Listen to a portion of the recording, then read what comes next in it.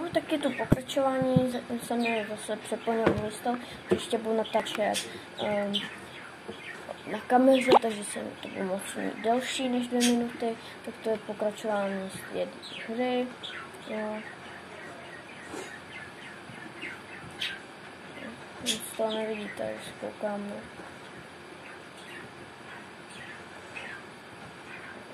Bude to se vydám po částech. Tak.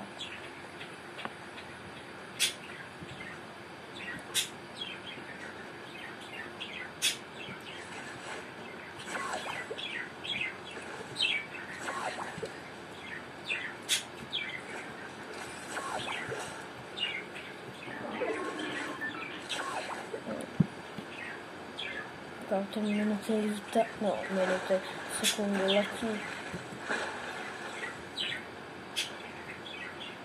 Přežil mnohem díl než předtím.